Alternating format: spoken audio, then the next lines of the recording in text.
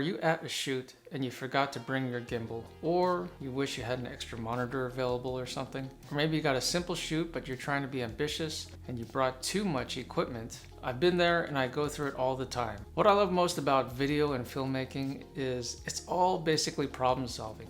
Solving multiple problems technically and creatively at the same time, all in the service of a story that you are trying to tell. Today, I'm diving into 4 steps that have saved my sanity and hopefully will do the same for you, making sure you pick just the right tools to bring your project to life, and then a little more just in case.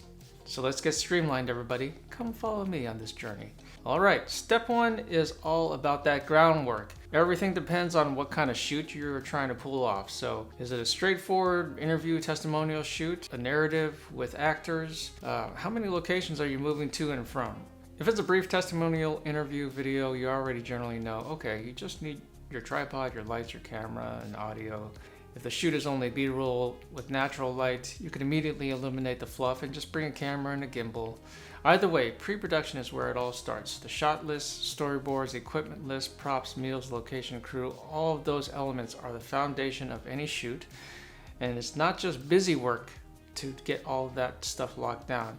You have to get crystal clear on what's absolutely necessary versus the nice to haves. Once you define the necessary shots, then you can always leave a little wiggle room for those spontaneous moments of creativity. Necessary shots leads to necessary equipment. When you get clear on the story or the narrative of the content, then it becomes a matter of coming up with a visual language to help quickly convey the story. You have to ask yourself, what's the style of the video we're trying to emulate here? And what's the most straightforward way to nail each shot? If it's a static person talking to camera, right? Come up with a couple of lighting options for the background that could spice things up. And then try to streamline, well, how much lighting can you bring? Or if it's a dynamic B-roll shot of people on the go, maybe you need a couple of portable lights, but bring some bounce boards just in case, right? You never know if you end up changing your mind. And don't forget to factor in audio too. Sometimes we tend to think of audio as being secondary to everything camera related, but audio is just as important. So how can you be minimal and still efficient? Ideally, you have your dedicated audio professional there with you, but if you don't, then where can you streamline the audio setup? Should you stick to simple lavs? Or maybe it's faster if you have an interview shoot, many different people, rather than spending all the time in between miking everybody up, you just have a boom mic stationary above head. It's easy to be too ambitious and underestimate how much time it takes to set up something while you're on a shoot, and you need to roll camera at a very specific time. Overcomplicating things is really a creativity killer.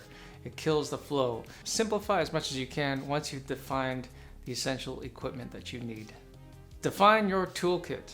Camera, support equipment, lighting, and audio. List down every piece of necessary gear you need in each category, and I mean everything.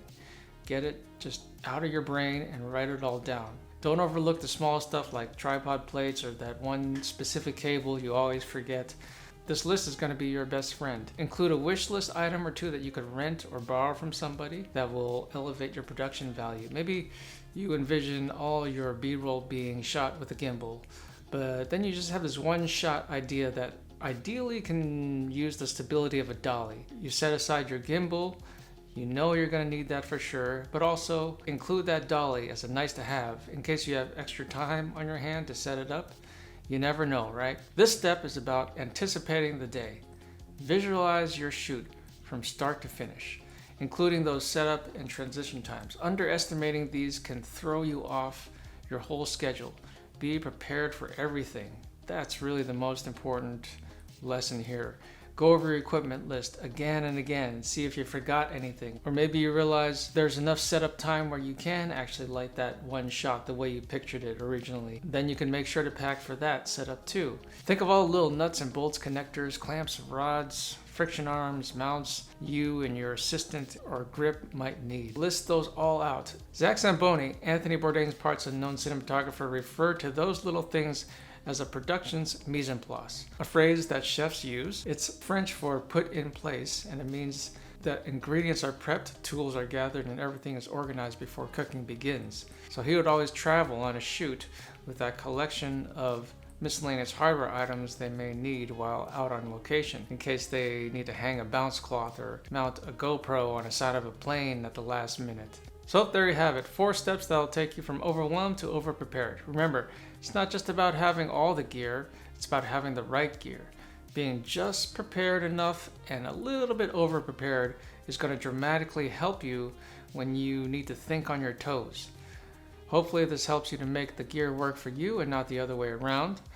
So links in the description for some gear I use all the time, my personal recommendations. Thanks for watching. Don't forget to do the subscribe-y thingy. Until next time, keep creating, keep problem solving, and keep making magic. Bye!